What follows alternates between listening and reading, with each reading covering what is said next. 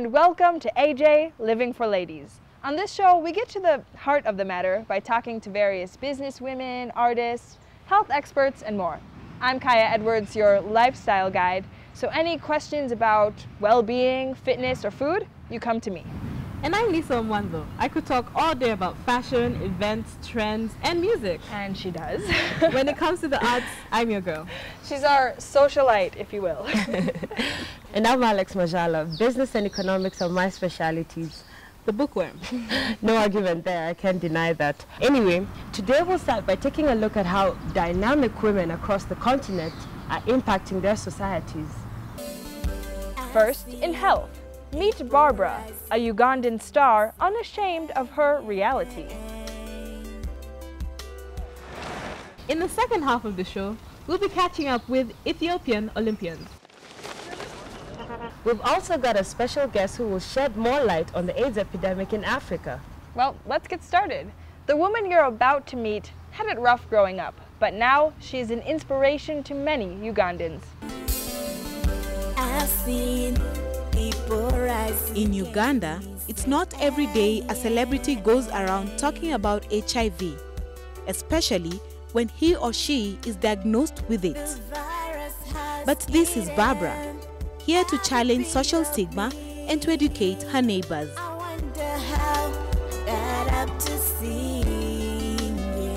I was pregnant. Yeah, so I got pregnant. Now it was too much on me. I just couldn't tell anyone. I couldn't tell my dad. And at that same time, I went to a clinic, and that's when I found out I was HIV positive. Barbara is at home with her status. She was diagnosed in 2008 with HIV.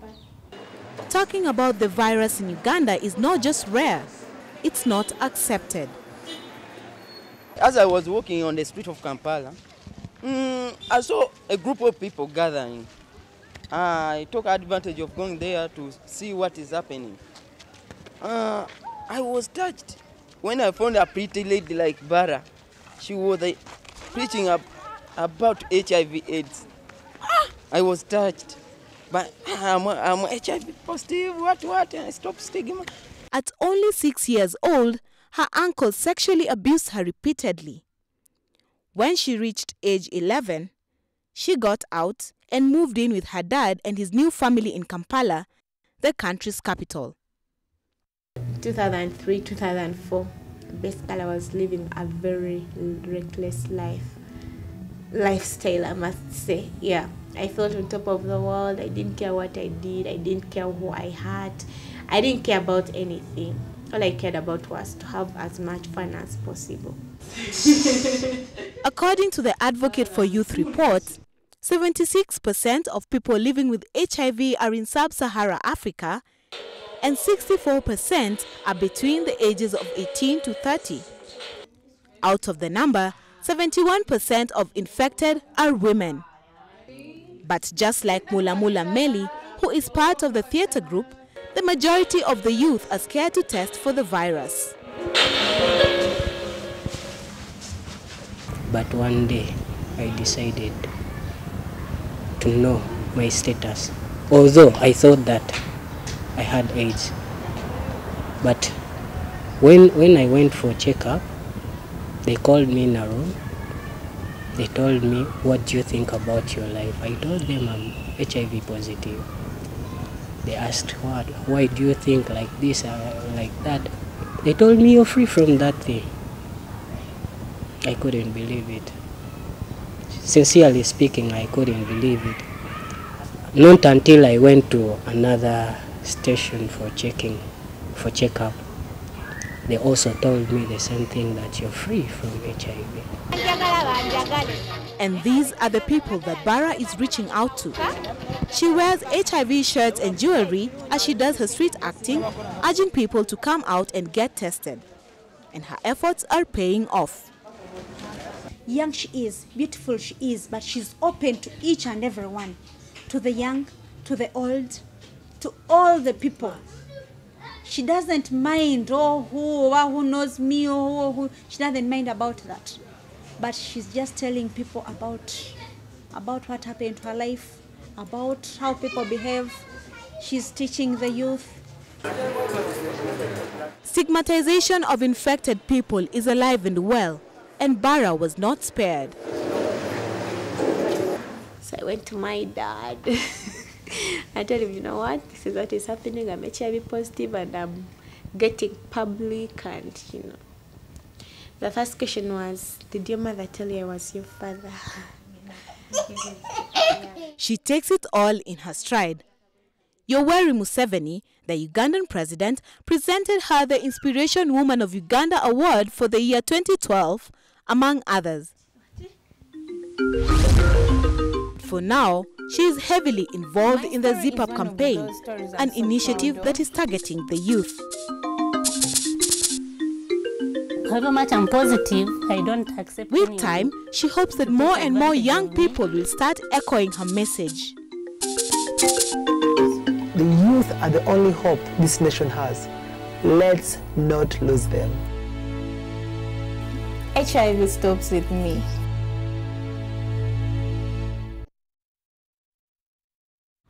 Well, you don't have to be Ugandan or even a woman to be inspired by that story. Barbara has remarkable spirits. She truly does. And now we're going to hear from Crystal, a women's health journalist who actually talked to Barbara firsthand. Crystal? Hello Alex, Lisa and Kaya. It's a pleasure for me to be on AJ Living for Ladies. Now, I didn't actually meet Barbara face to face, but we did speak on the phone a few times. And you're right, I could feel her energy all the way here in Kenya. Well, and just to add a fun fact about the story, usually hear of the term cameraman, right? Now, our main contributor in Uganda is actually a camera woman. It was her idea to do the story in the first place. Now, she and Barbara are good friends. Nothing like women empowering women. Now, I want to use Barbara's story to get going on the conversation, to keep the conversation going about HIV and AIDS. Here's some information that was not in the story. Fact 1. HIV is not necessarily a death sentence. However, once it progresses to AIDS, opportunistic infections can lead to fatality. Fact 2. Infected mothers, don't despair. See a doctor frequently. He or she will give you advice on how to prevent transmitting the disease to your baby. For example, suggestions on breastfeeding alternatives. Fact 3. Of course, we should do our best to avoid infection in the first place. The sure way is abstinence, but using condoms and being faithful will considerably reduce your chances of contracting HIV. It's certainly a serious matter, but we are very happy to have you here, Crystal, because the information you bring might just save a life. As they say, knowledge is power.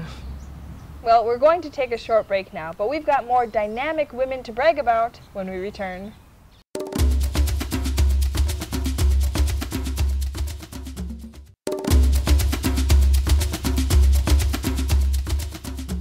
Welcome back. You're watching AJ Living for Ladies. Let's get down to the heart of the matter. First up, women in leadership. Although the continent has seen a handful of powerful political first ladies, they're not the only ones taking charge. That's right, Kaya. There are currently 2 female African presidents, and at just 19 years old, the continent's youngest MP is a lady as well. Let's have a look at the aspirations and accomplishments of Africa's influential women. Africa's embracing a feminine touch. Affection or ill will. From presidents, judges, icons, athletes, pilots, and the list goes on and on. These are Africa's finest women who have given the continent global recognition. Numerous African countries have appointed female leaders in different state offices, and this number keeps increasing by the day. In Kenya, few kilometers away from the capital city Nairobi, Bonnie Mosoti is changing the image of slum children. Starting with 5 children, she initiated an educational program in 2007, and she now has more than 200 children and a sizable staff. If God has given me a burden to take care of the kids that I have right now, to take them to another level. I would like to stand up so that someone can see that actually you can be able to make it. You can do it from wherever you are. The enthusiasm, you know, the heart that goes into everything. Bonnie's husband is also supportive and encouraging. I have faith in her. The community has faith in her. And I believe in leadership that produces. We are not alone. We are training people such that if we are not there, they will pick it up. A woman's motherly instinct and patience is seen as an added advantage to women. Don't be intimidated by anything else. If you know that you're focused on something, you know, with God's help, I can do it. With her nutritional background, she seeks to provide a healthy environment for her school children. Nicole Chesoni, a program associate at the Women in Leadership Institute, seeks to equip young women with feminist role models and personal empowerment skills. People go a long way talking about all the negative things that women who are already in leadership and in the limelight, when things are going on. For example, you always hear about their husbands, or that they're not married, or that they don't have any children, or that they've been divorced, or that they're hunting someone. You know, like, you're always hearing these kind of things around their personal lives that are trying to make them less of women, right? And they assume that less of a woman within the home means less of a woman in terms of leadership. And empowering women, she says, means that Africa is taking the right steps towards gender equality. The media is moving in a little bit into speaking about women in this country, what women are doing in this country, what they've done in the past, what they can do. I think it's coming up. I mean, we're not there yet, because then there are a lot of amazing women who are out there who have not been recognized. Though many African countries have a long way to go in embracing women in leadership, she believes the time has come for men to appreciate this fact. Are we thinking that the women's role stops being just being the mother? Do we even look at motherhood like leadership? Do we even look at it? I mean, she's running a home. Do we look at it like leadership, or is it that she's a mother? I think it's one and the same. The leadership that I have within my house, the way I will bring up my daughter, the way I will bring up my son, on issues around leadership and what they think about me as a woman, what they think about women in general, starts with me in the home. While women like Bonnie provide education to underprivileged children, Africa is starting to realize the strength of a woman one step at a time.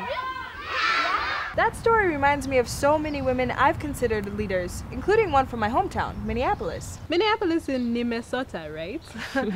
Minnesota, very funny. No, it's Minnesota, but since you brought it up, do you care to explain the joke for those who maybe don't speak Swahili? It's not really proper Swahili. It's a slang. It's a mixture of English and Swahili. Minnesota basically means I'm broke or out of cash, as I would know. Well, okay, I don't know about you. I'm definitely not from the state of broke. Anyway, like I was saying, one of the few African-American news anchors in Minnesota, she actually decided to drop journalism and run for governor. Now, she didn't win, but her dedication meant a lot to me. I agree. You know, role models are certainly important, and it can be especially helpful to have someone from the family helping you out. Take the Dibaba sisters from Ethiopia, for example. Now, they may race individually, but together, they are a powerhouse that continually make their nation proud. We got the special opportunity to see just what they've been up to since last year's London Olympics. They train hard, pound the tartan tracks even harder, aiming to beat the other to that elusive medal, Olympic gold. Separated by geography, united by sport. Kenya and Ethiopia, they are called kings and queens of long-distance athletics. They are called the East African powerhouses in athletics. Their rivalry comes as far as, we're talking way back from 1968, Mexico Olympics. You know, when you have an Ethiopian and a Kenyan athlete, and in a long-distance event, everybody's like, oh yeah, those two will win. Naftali Temu became the first African to win an Olympic gold medal in the 10,000 meters at the 1968 Mexico City Summer Games. He was closely followed in second place by Ethiopian Mamo Wolde. That duel in the Mexico City heat started a long-standing matchup to prove who the best in East Africa is. However, some like Douglas Wakihuri, a former marathon world champion and Olympic silver medalist, are of the opinion that the Ethiopians have an edge over their Kenyan counterparts. We are very good in the natural talent, but I don't know how good we are in tactical racing. Ethiopians are very good in tactical races, and we should be able to keep with them so that we figure out a way to beat them, because they obviously have known the best way to beat us, and the only way they beat us is because they can sprint the last 400 meters in probably 51 seconds. This sentiment is shared by Bizunesh Yai, a 3,000 meters steeplechase coach with the Ethiopian national team. In Ethiopia, we can't say this is a professional. As an amateur, their life is depend on running. To gain money, they have to win. To win, they have to work hard. These all things together.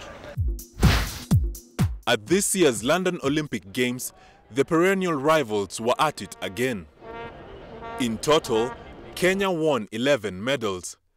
The country got 2 gold, 4 silvers and 5 bronzes. However, they were outdone by Ethiopia, who garnered a haul of 7 medals, 3 gold medals, 1 silver and 3 bronzes. Ethiopia got all its gold medals on the track through their women athletes. Tiki Gelana outsprinted Kenyan Priska Jepto in the women's marathon, while Meseret Defar beat Vivian Cheriot in the 5,000 meters. 26-year-old Tirunesh Dibaba defeated Kenyan Sally Kipyego and pre-race favorite Vivian Cheriot to 2nd and 3rd place respectively in the 10,000 meters finals.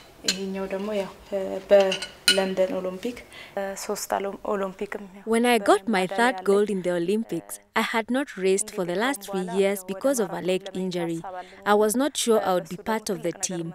I prepared a lot, but not like the other times. I was very happy when I got these results. The babyface destroyer was joined by her sister, Genzebe Dibaba. Genzebe, who is also the world indoor champion in the 1500 meters, was making her maiden appearance in the Olympics. Unfortunately for the younger Dibaba, she got injured during the qualifying races of the 1500 meters. For the London Olympics, I was prepared for a very long time so as to get a good result. I felt so sad when I was injured. I never thought that it could happen. Dejen Gebremeskel and Tariku Bekele gained silver and bronze in the 5,000 meters and 10,000 meters respectively. Ezekiel Kemboi won Kenya's first gold medal in the 3,000 meters steeplechase. Abel Mutai came in 3rd. Ethiopia may have outperformed their East African rivals, but David Rudisha's victory in the 800 meters was arguably the performance of the Games. Not only did Rudisha finish first, but he also broke his own record in the 2-lap race. The Performance of the Year award is David Rudisha. Rudisha's feat did not go unnoticed, as he was crowned with the Individual Performance of the Year in Barcelona, Spain. I was confident to win the race, but I wanted to do something special. Probably, I knew it was difficult to break the world record without a pacemaker. Yes. But I was going for something like 141. But in the long run, I got the world record. Despite the fact that the athletes are fierce competitors on the track and in road races, most of them are civil to each other off their track. The athletes realize that, look, this is our career. just like anybody would go to an office and you have a competitor of a different firm, and you would work together, and at the end of the day they are friends. There is no bad blood. They talk to each other, they speak to each other, they visit each other. But for the fans, it's a bit personal. The fans would be like, no, it is my country, we own it.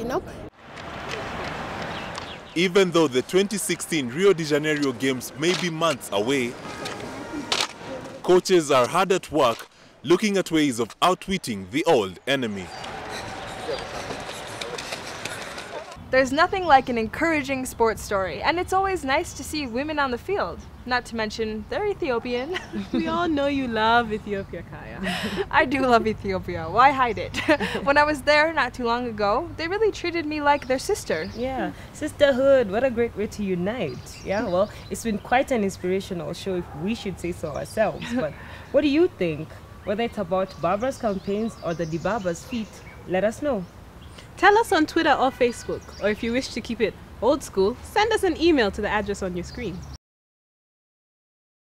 I hate this part. It's time to say goodbye. But here's what's on next week. Have a taste of achu, a Cameroonian food that takes 8 hours to make per day.